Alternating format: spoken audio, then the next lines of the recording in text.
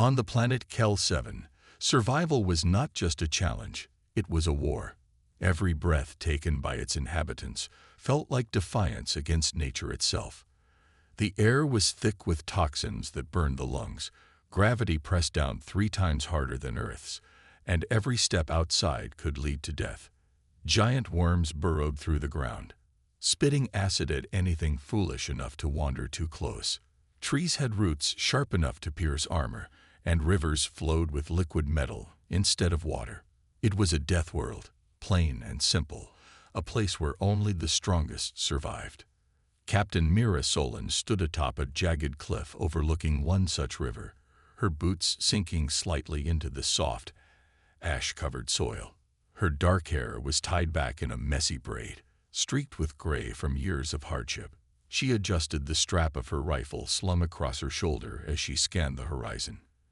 Behind her, 4 figures approached cautiously, their movements deliberate but weary.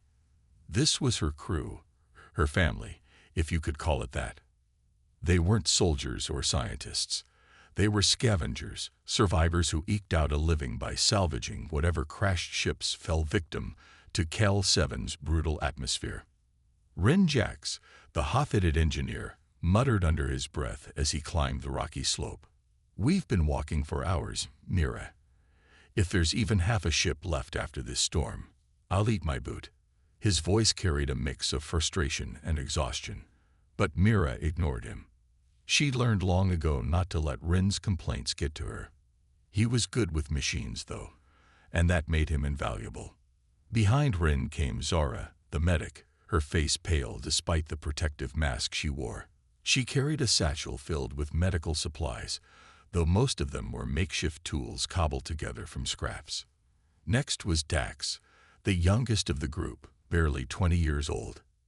He handled navigation and communication, though neither worked reliably on Kel 7. Finally, there was Goro, a hulking man with scars crisscrossing his arms. He didn't say much, but when danger loomed, he was always the first to act. Mira turned to face them, her expression unreadable. "We're wasting time standing here," she said firmly. "The signal came from somewhere beyond those hills. If we don't move now, we'll lose daylight." "What signal?" Ren snapped. "You still haven't told us what we're chasing." Another busted drone. A piece of junk floating in the wind. "It's different this time," Mira replied without hesitation. "I picked up something unusual, not local. It's faint, but it's real." Zora frowned. "Unusual how?" Mira hesitated before answering. "It's a distress call. Someone, or something, is asking for help." The group fell silent. On Kel 7, no one came looking for them, and they certainly didn't go looking for trouble. Helping others wasn't part of their plan. Survival was hard enough without adding unnecessary risks. Dax broke the silence. "Do you think it's aliens?" "Could be," Mira admitted. "Or maybe it's just another trick of this cursed planet. Either way, we won't know unless we check." Goro grunted in agreement, shouldering his heavy pack. Zara sighed but nodded, while Rin rolled his eyes. Despite their doubts, they followed Mira down the hill, trudging through the unforgiving terrain. Each step brought new challenges, loose rocks threatening to send them tumbling, sudden gusts of toxic wind forcing them to shield their faces, and the ever-present hum of unseen predators lurking nearby. As they moved further away from their makeshift camp, Mira couldn't shake the feeling that this mission would change everything. For years, they'd hidden on Kel 7, avoiding the wider galaxy. But now, the universe had reached out to them. And whether they liked it or not, they were about to answer the call. Little did they know, the galaxy would never forget what happened next. The group trudged through the jagged landscape of Kel 7, their footsteps heavy with uncertainty. The distress signal grew stronger as they climbed higher, though it remained fragmented and distorted by the planet's chaotic ion storms. Mira led the way, her sharp eyes scanning for danger while her mind raced to piece together what little information she had managed to decode. "It's not local," Dax said suddenly, breaking the tense silence. He adjusted the cracked screen of his handheld scanner, squinting at the flickering display. This signal, it's coming from deep space. Galactic coordinates I've never seen before. Mira stopped in her tracks and turned to face him. Are you sure? Dax nodded hesitantly. Yeah, but that doesn't make sense. How could something like this reach us? We're on a death world, cut off from everything. No one even knows we exist out here. Rin scoffed, leaning against a boulder. Maybe it's just another glitch. This place screws with electronics all the time. Probably some old satellite spinning out of control. But Zara, ever the voice of reason, spoke up softly. If it is real, we can't ignore it. What if someone really needs help? Help. Rin shot back, his tone sharp. We're barely keeping ourselves alive. Why should we risk our necks for strangers who probably don't even care about us? Mira stepped between them, her gaze steady. Because maybe, just maybe, they do care. Or at least they need us. Think about it. If this signal made it through Cal 7 storms, it must be important. Maybe urgent. Goro grunted in agreement, shifting the weight of his pack. He rarely spoke, but when he did, people listened. Find source. Then decide. With that settled, they pressed onward, climbing toward the source of the transmission. The terrain grew more treacherous, forcing them to navigate narrow ridges and dodge patches of carnivorous vines that snapped shut like jaws. Every step felt heavier, not just because of the gravity, but because of the growing tension among the crew. None of them knew what awaited them, and fear gnawed at the edges of their resolve. Finally, after hours of relentless climbing, they reached the crest of a hill. Below them stretched a shallow valley littered with debris. Twisted metal, shattered glass, and fragments of technology scattered across the ground. At the center lay the remains of a small spacecraft, half buried in the ash. Its hull was scorched and battered, evidence of a violent crash.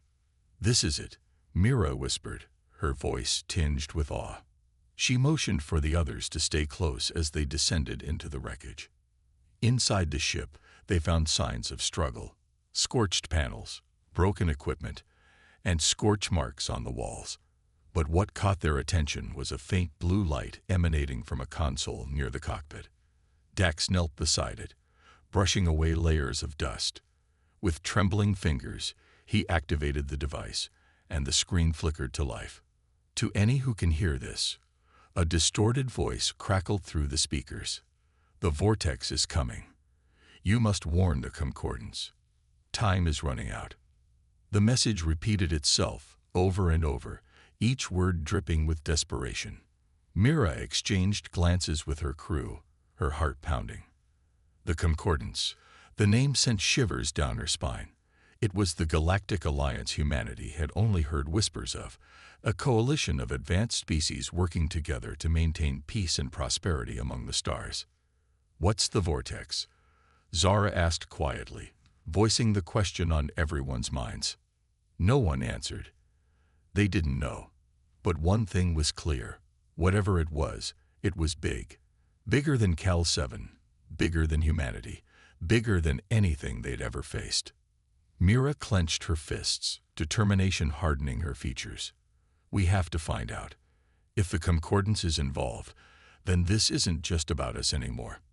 It's about everyone. Rin groaned, throwing up his hands. Great, so now we're playing hero. What happens if we get ourselves killed? We already are heroes. Mira shot back, her voice firm. Surviving here makes us heroes. Now we just have to survive out there. As the group stood amidst the wreckage, staring at the blinking console, they realized their lives were about to change forever. For better or worse, they had been given a chance to step beyond Cal 7 and into the unknown reaches of the galaxy. And the galaxy would never forget what happened next. The decision to leave Cal 7 weighed heavily on everyone. For years, the planet had been both their prison and their sanctuary, a harsh, unforgiving world that kept them alive, but also isolated them from the rest of the galaxy. Now, standing in the wreckage of the alien ship, They faced a choice no one had ever expected to make: stay hidden or step into the unknown. Mira paced back and forth, her boots crunching against the ash-covered ground. Her mind raced with possibilities, risks, and consequences. "We can't ignore this," she said finally, turning to face her crew. "If the vortex is as dangerous as the message says, then staying here won't save us. It'll come for Cal 7 too." Rin crossed his arms, scowling. "And you think running off-world will? We don't even know where we're going. The Concordants, they probably don't even know humans exist.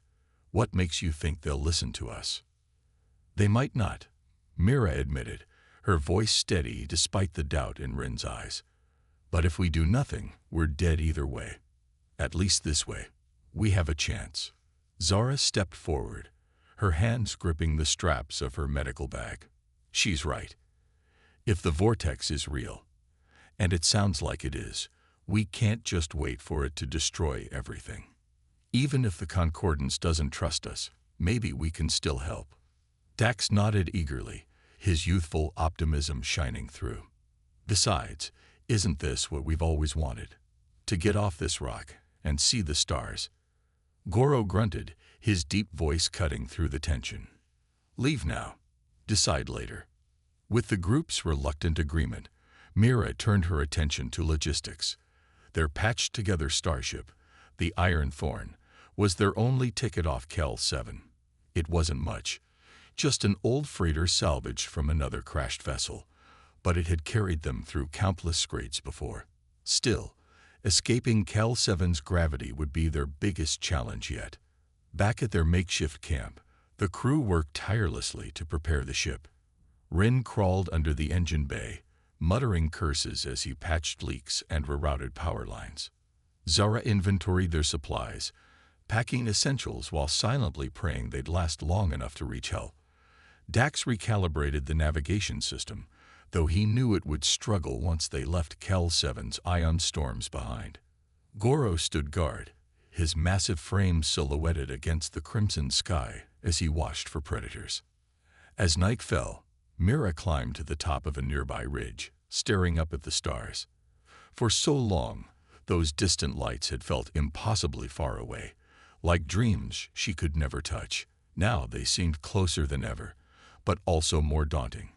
She wondered what awaited them out there. Would they find allies, enemies, or something worse? By dawn, the Iron Thorn was ready, or as ready as it would ever be. The crew gathered around the ship, each carrying their own mix of fear and hope. Mira gave one last look at the horizon, memorizing the jagged cliffs and toxic rivers that had been their home for so long.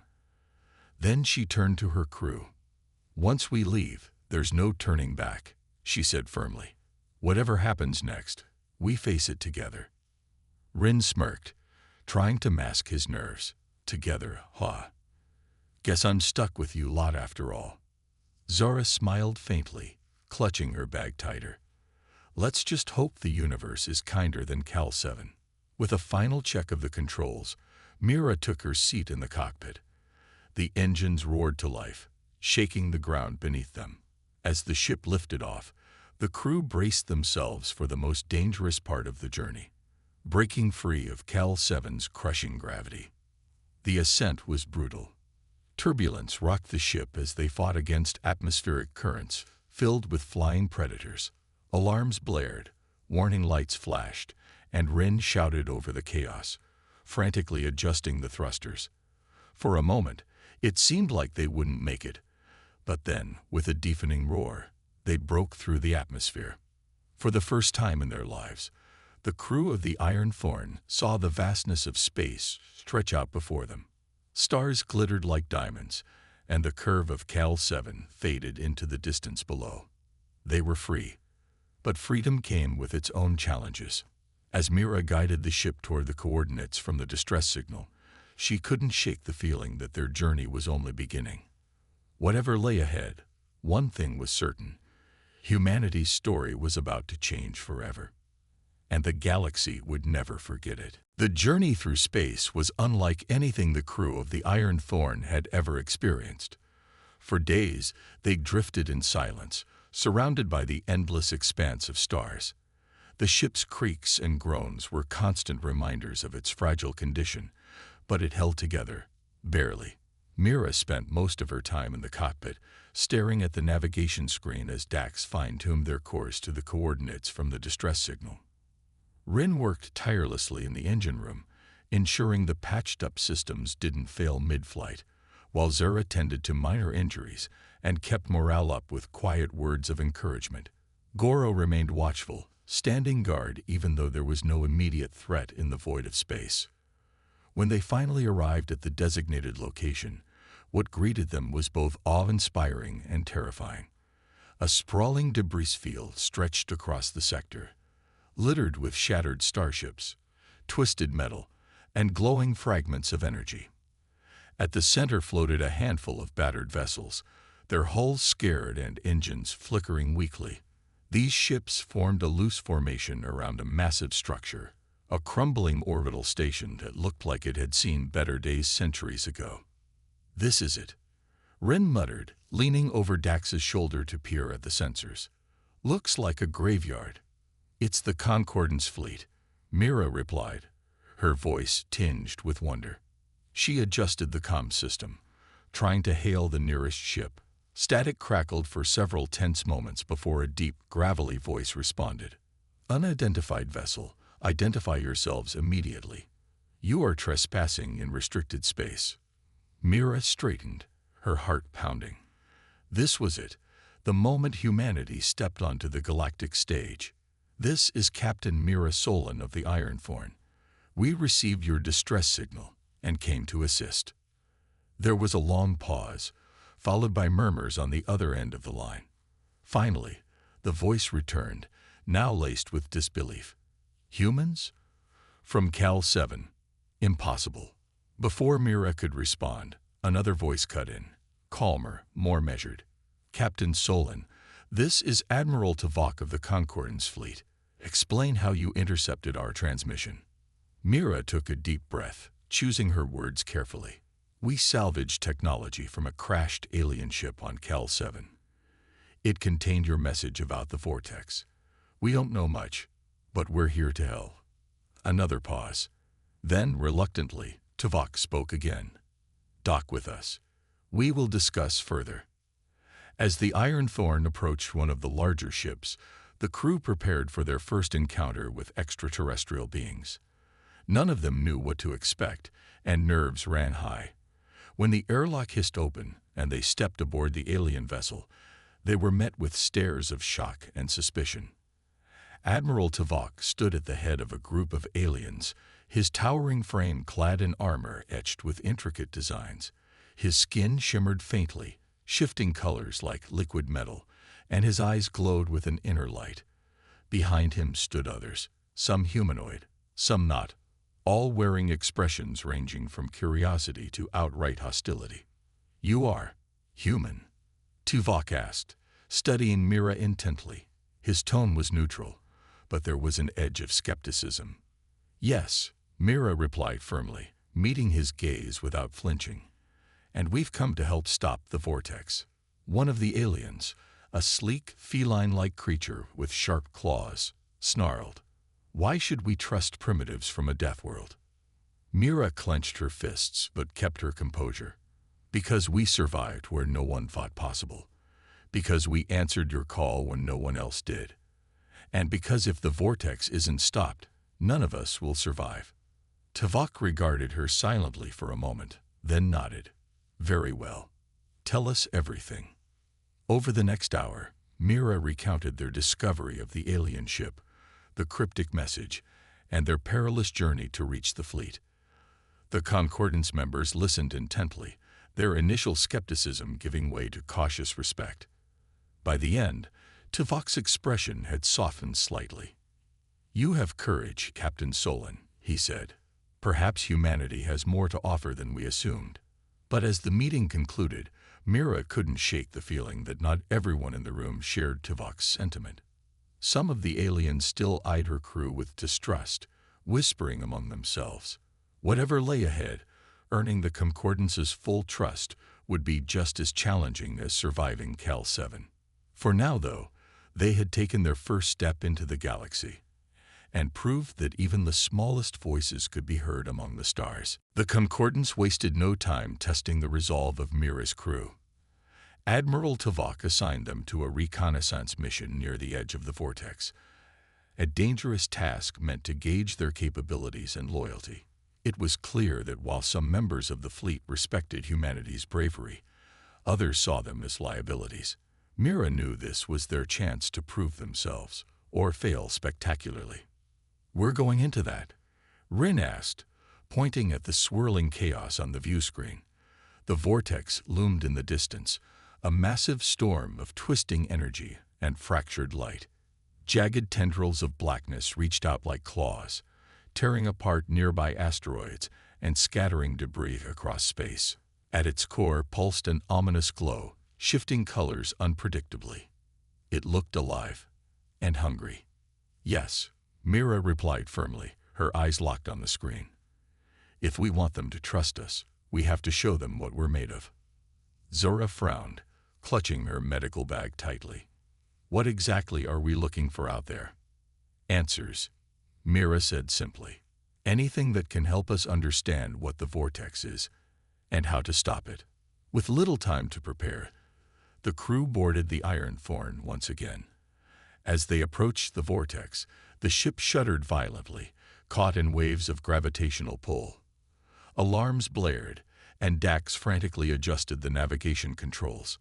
"This thing's messing with our systems. I can barely keep us steady."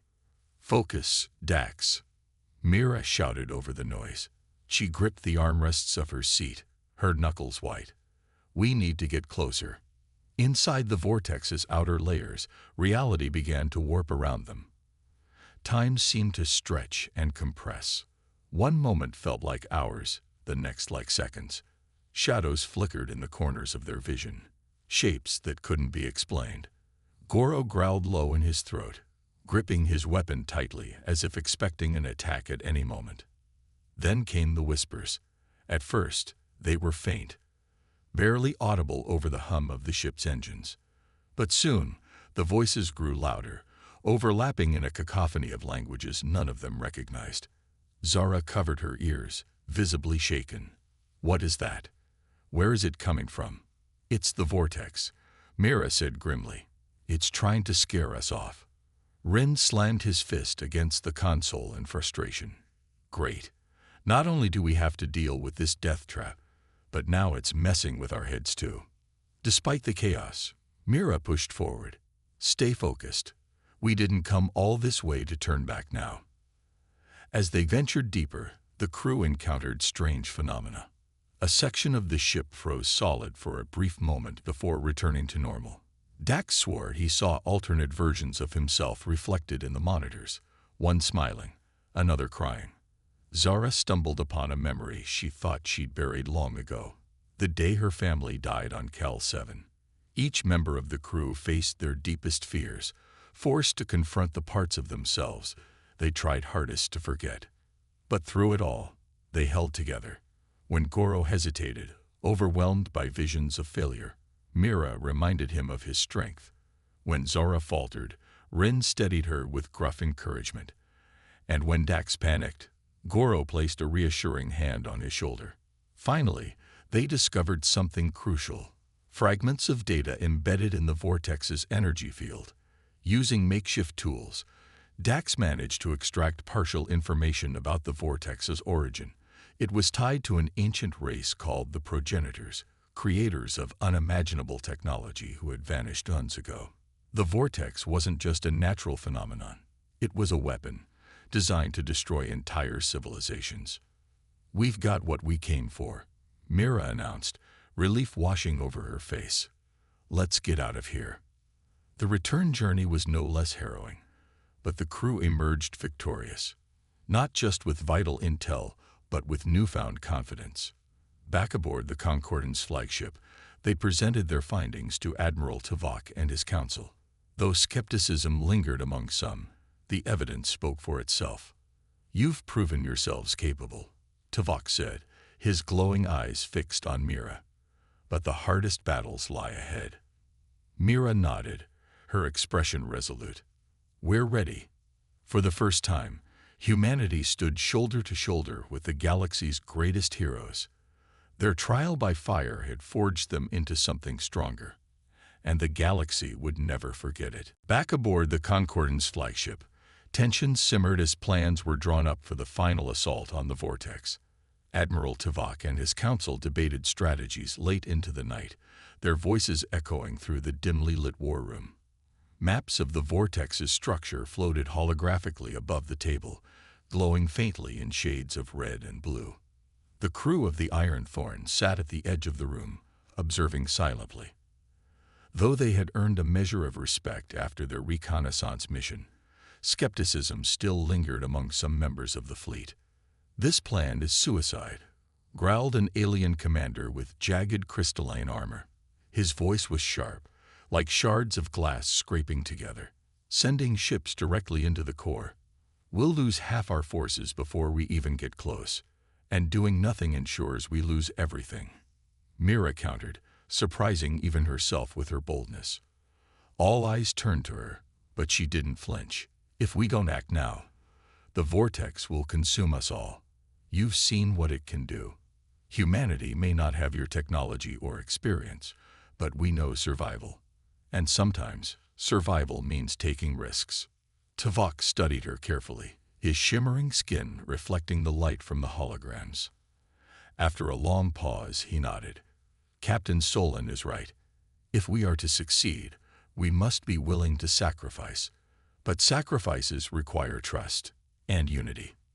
Mira exchanged glances with her crew. They had come so far, yet the road ahead seemed impossibly steep.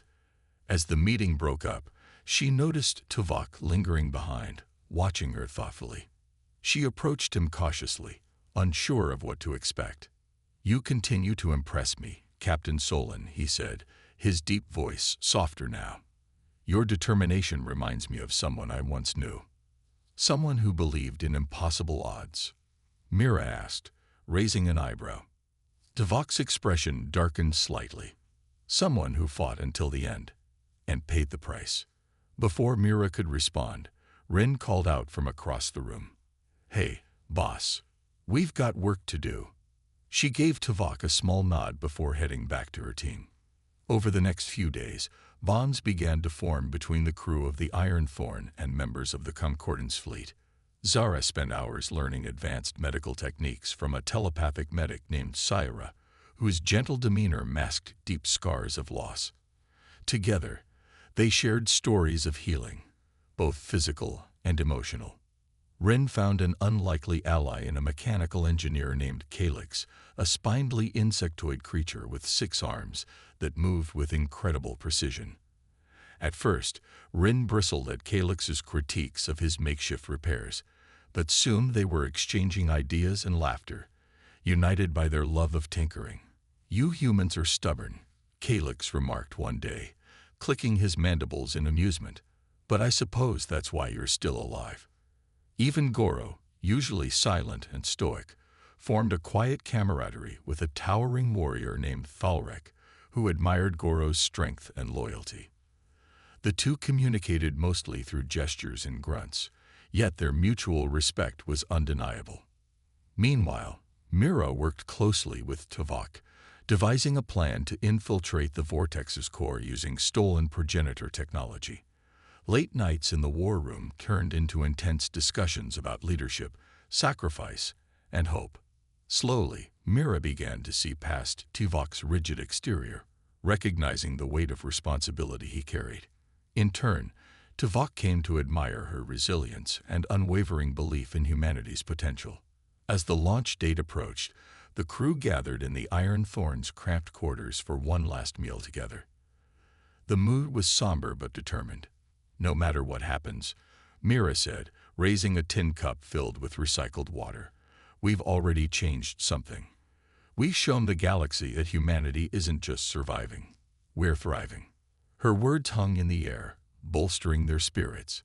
Outside, the stars twinkled coldly, oblivious to the battle brewing below. Tomorrow, they would face the Vortex, and whatever fate awaited them.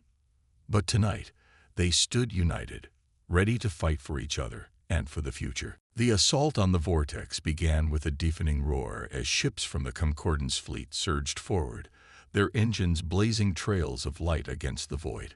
The Iron Thorn, flanked by sleek alien vessels, led the charge toward the swirling chaos that loomed ahead. Mira gripped the controls tightly, her knuckles white, as she guided the ship through waves of gravitational turbulence. The vortex pulsed ominously in the distance, its tendrils reaching out like hungry predators. "Hold steady," Mira shouted over the cacophony of alarms and groaning metal. Behind her, Dax frantically adjusted the navigation systems, sweat beading on his forehead. "We're losing stability. This thing's pulling us apart." Rin worked furiously in the engine bay, rerouting power to keep the ship from falling apart. Sparks flew as he yanked wires and slammed panels shut. "If we don't make it through this, I'm blaming you for dragging us here," he yelled, though there was no real anger in his voice, just fear masked by sarcasm. Zara clung to her seat, her face pale but resolute. She had patched up countless injuries during their journey, but nothing could prepare her for the horrors unfolding outside. Shadows darted across the view screen, flickering shapes that seemed alive yet intangible. Goro stood at the rear of the cockpit, his massive frame tense as he scanned the darkness for threats. As they penetrated deeper into the vortex, reality itself began to unravel around them. Time stretched and compressed unpredictably. One moment felt like hours, while another passed in the blink of an eye. Memories flooded their minds, some cherished, others painful, all vivid and overwhelming. For Mira, it was the image of her family being torn apart by Cal 7's acid storms. For Rin, it was the guilt of leaving his homeworld behind. Each crew member faced their deepest fears, forced to confront the parts of themselves they tried hardest to bury. "This isn't just a weapon," Zara whispered, clutching her medical bag. "It's feeding on us, breaking us down." Mira clenched her jaw, refusing to let the visions take hold. "Stay focused. We've come too far to give up now." Through sheer determination, they pushed onward, navigating treacherous currents of energy and dodging jagged fragments of debris. Finally, they'd reached the core, a pulsating mass of light and shadow suspended in the center of the storm. It radiated an eerie hum, vibrating through the ship and into their bones. Dax analyzed the readings, his hands trembling as he processed the data. "This is it, the source. But something's wrong. It's not just energy. There's intelligence." Before anyone could respond, a voice echoed through the ship, not from the comm system, but directly in their minds. "You are unworthy," it said, cold and resonant. "Only those who understand balance may pass." The crew froze, staring at each other in stunned silence. Then, without warning, the ship lurched violently, throwing them off balance. Alarms blared as the vortex's defenses activated, sending shockwaves rippling through space. "We can't fight this thing head-on," Rin shouted, scrambling back to the engine bay. "We need to outsmart it." Mira nodded, her mind racing. "Dax, pull up everything we know about the progenitors. If this thing is tied to them, maybe we can use their own tech against it." Working together, the crew pieced together fragments of stolen progenitor code, using it to create a counter-frequency designed to disrupt the vortex's control. As Goro manned the weapons systems and Zora monitored life support, Mira guided the ship closer to the core, her heart pounding with every second. Finally, they activated the signal. A beam of energy shot out from the Iron Thorn, striking the core dead center. For a moment, nothing happened. Then, slowly, the pulsating mass began to destabilize, its glow dimming as cracks spread across its surface. But victory came at a cost. The strain on the ship was immense, and alarms screamed warnings of imminent failure. Mira turned to her crew, her expression grim but determined. "Get ready. This isn't over yet." As the vortex collapsed inward, threatening to consume them all, The crew braced for what might be their final moments. They had faced impossible odds, and somehow they had prevailed. And the galaxy would never forget it. The destabilization of the vortex's core sent shockwaves rippling through space, shaking the Iron Thorn violently. Alarms blared as the ship's systems screamed warnings of critical failure. The once mighty storm began to collapse inward, its tendrils retracting like wounded snakes. But the crew knew they weren't safe yet. Escaping the collapsing vortex would require every ounce of skill and luck they had. "We're not going to make it," Dax shouted, his voice cracking with panic as he stared at the navigation console. "The gravitational pull is too strong. We're being dragged back in." Mira gripped the controls tightly, her knuckles white, as she fought to steer the ship away from the implosion. "Not on my watch," she growled through gritted teeth. "Rin, give me everything you've got in the engines." Rin was already crouched under the engine panel, his hands moving frantically as sparks flew around him. "I'm rerouting every last bit of power to the thrusters, but this bucket of bolts wasn't built for this kind of stress. If we push any harder, we'll tear ourselves apart." Zora clung to her seat, her face pale but determined. She glanced at Goro, who stood braced against the wall, his massive frame steady despite the chaos. "What do we do if we can't escape?"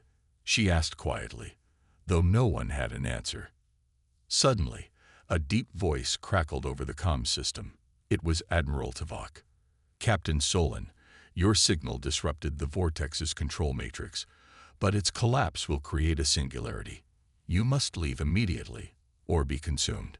Mira hesitated, glancing at the view screen. Beyond the swirling chaos of the vortex, she could see fragments of the Concordance fleet retreating to a safe distance. Yet something felt wrong. The entity controlling the vortex, it hadn't been destroyed. It was still there, watching, waiting. "Admiral," Mira said firmly, "we need more time. Destroying the core isn't enough. Whatever's inside, it's sentient. If we don't finish this now, it'll just rebuild itself." There was a long pause before Tuvok responded. His voice was heavy with regret. "Then someone must stay behind to ensure its destruction. I cannot ask you to make that sacrifice." "You're not asking," Mira replied, her tone resolute. "We volunteered for this the moment we left Cal 7. Her words silenced the room. Rin stopped working and looked up, his expression torn between anger and admiration. Zara swallowed hard, clutching her medical bag as if it could shield her from what was coming. Gorov simply nodded, his loyalty unwavering. But before anyone could argue further, Tuvok interrupted. "No, Captain Solon. This burden falls to me. My duty is to protect the Concordance and all life in the galaxy. Allow me to fulfill it." Before Mira could protest, Tuvok's ship broke formation and surged toward the collapsing core. The Admiral's voice came through one final time, calm and steady. "Tell my people. Tell them I did what I had to do." The crew watched in stunned silence as Tuvok's vessel disappeared into the heart of the vortex. Moments later, a blinding flash erupted, followed by a deafening roar as the singularity imploded, erasing the vortex entirely. The shockwave propelled the Iron Thorn forward, throwing the crew off their feet as the ship tumbled uncontrollably through space. When the chaos subsided, the view screen revealed only emptiness where the vortex had once been. Stars twinkled faintly in the distance, undisturbed by the cataclysm that had just occurred. For a moment, no one spoke. Finally, Rin broke the silence, his voice thick with emotion. "He saved us. That stubborn bastard actually did it." Mira sat silently in the pilot's chair, her hands trembling as she stared at the void ahead. Tuvok's sacrifice weighed heavily on her heart, but she knew his actions wouldn't be forgotten. He had given everything to protect the galaxy, and humanity had played a part in making it possible. Zara wiped tears from her eyes, her voice barely above a whisper. "What happens now?" Mira took a deep breath, steeling herself. "Now we honor him. And we keep fighting. For Earth, for Cal 7, and for everyone who believes in a better future. As the Iron Thorn limped toward the surviving Concordance fleet, the crew shared a quiet moment of reflection. They had faced unimaginable horrors and made impossible choices, but they had also forged bonds stronger than steel, and the galaxy would never forget what they, and Tuvok, had done. The return to the Concordance fleet was somber, the weight of Tuvok's sacrifice hanging over everyone like a storm cloud. As the Iron Thorn docked with the flagship, Mira and her crew stepped onto the alien vessel, greeted by silence instead of celebration. The surviving members of the fleet stood in formation, their expressions a mix of grief and gratitude. Admiral Tuvok's absence left a void that no words could fill. Mira approached the front of the gathering, where a holographic projection of Tuvok flickered faintly, a final message recorded before his fateful decision. His voice echoed through the chamber, calm but resolute. "To my comrades, my friends, and those I leave behind, do not mourn me. My life was given for a purpose greater than myself. Trust in humanity. They have proven themselves worthy allies. Together, we can build a brighter future." The room fell silent as the recording ended. For a moment, no one moved. Then, one by one, the members of the Concordance bowed their heads in respect. It was a gesture Mira hadn't expected, one that signified not just mourning, but acceptance. Humanity was no longer an outsider. They were part of something larger. After the ceremony, Mira met with the Council of Commanders who now led the fleet in Tuvok's stead. They listened intently as she recounted the events leading up to the Vortex's destruction, her voice steady despite the emotions swirling within her. When she finished, one of the commanders, an avian-like being with iridescent feathers, spoke up. "You have done what many thought impossible," he said, his tone filled with admiration. "Not only did you help save the galaxy, but you also earned our trust. Humanity will no longer stand alone." Mira nodded, though the responsibility felt immense. "We didn't do it alone. Tuvok gave everything so we could succeed. We owe it to him, and to all of you, to honor his sacrifice." With the immediate crisis resolved, the Concordance turned its attention to rebuilding. Survivors from devastated systems began arriving, seeking refuge and aid. Among them were refugees from planets on the brink of collapse, their stories a stark reminder of how close the galaxy had come to annihilation. Mira insisted that humanity play a role in the recovery efforts, offering resources scavenged from Cal-7 and sharing knowledge gained from years of survival. Back on Earth, or rather, what remained of it, the news spread quickly. Humanity's involvement in stopping the vortex became a beacon of hope for billions struggling under the shadow of extinction. Governments and corporations scrambled to establish contact with the Concordance, eager to join the Galactic Alliance. But Mira knew better than anyone that humanity's journey was just beginning. Acceptance into the Concordance wasn't a reward, it was a responsibility. Rin threw himself into upgrading the Iron Thorn, determined to make it a symbol of human ingenuity. With help from Calyx and other engineers, the ship transformed from a patched-together relic into a sleek, functional vessel capable of standing alongside the Concordance fleet. Zara worked tirelessly to improve medical care both aboard the ships and on recovering worlds, earning praise for her compassion and resourcefulness. Dax studied progenitor technology, hoping to unlock secrets that could benefit the galaxy. And Goro remained ever vigilant, his quiet strength a constant source of reassurance. For Mira, the transition was bittersweet. She accepted a position as an ambassador between humanity and the Concordance, bridging gaps born of centuries of isolation. Yet she couldn't shake the memory of Tuvok's sacrifice or the lessons he had taught her about leadership and unity. Months later, as she gazed out at the stars from the flagship's observation deck, Mira reflected on how far they'd come. From forgotten survivors on a death world to saviors of the galaxy, humanity had proven its resilience. But more importantly, they had shown that even the smallest voices could spark change. Months passed, and the galaxy began to heal. The scars left by the vortex were deep, But humanity's role in its destruction had sparked a wave of hope that spread across star systems. Refugees resettled on newly restored planets, trade routes reopened, and the Concordance grew stronger than ever.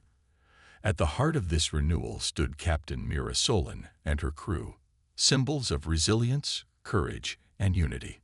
On Cal 7, news of their victory reached those who had stayed behind. For years, the Deathworld had been a place of despair, where survival was the only goal. But now, it became something more, a testament to what humanity could achieve when pushed to its limits. Inspired by Mira's leadership, Ren returned to Cal 7 with a team of engineers and scientists. Together, they worked to transform the hostile planet into a thriving colony. Using scavenge technology and lessons learned from the Concordance, they built shelters capable of withstanding the brutal environment and developed filtration systems to purify the toxic air. Slowly but surely, life on Cal 7 began to change, not just for survival, but for prosperity. Back among the stars, Mira embraced her role as ambassador, traveling between worlds to foster alliances and understanding. Her presence challenged preconceived notions about humanity, proving that even a species born on a death world could contribute to the greater good. She often found herself reflecting on Tuvok's sacrifice, drawing strength from his example whenever doubt crept in. "We carry his legacy," she would say during speeches to galactic councils, "not just as survivors, but as builders of a better future."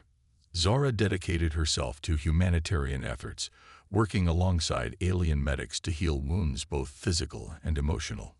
Her compassion earned her widespread respect, and she became a bridge between cultures, teaching others the value of empathy and cooperation. Dax, meanwhile, continued studying progenitor artifacts, unlocking secrets that advanced science and technology across the galaxy. His work ensured that humanity's contributions went beyond brute force. They brought innovation and progress. Goro remained a steadfast protector, training new recruits for the Concordance fleet, while mentoring young humans eager to follow in his footsteps. Though he rarely spoke of his feelings, those closest to him knew how proud he was of what they had accomplished together. As time went on, stories of the Deathworlders spread far and wide. Songs were sung of their bravery, books written about their journey, and monuments erected in their honor. Humanity, once dismissed as primitive and insignificant, was now celebrated as an integral part of the galactic community. Their story served as a reminder that greatness often arises from adversity, and that no challenge is insurmountable when faced with unity and determination. One evening, aboard the flagship, Mira stood alone on the observation deck, gazing at the endless expanse of stars. Beside her sat a small holographic image of Tuvok, given to her by the Council as a token of gratitude. "You were right," she whispered, smiling faintly. "Hope isn't about avoiding the darkness. It's about finding light within it." Behind her, the crew gathered quietly, each carrying their own memories of the journey. They didn't need words to express what they felt. Their bond said everything.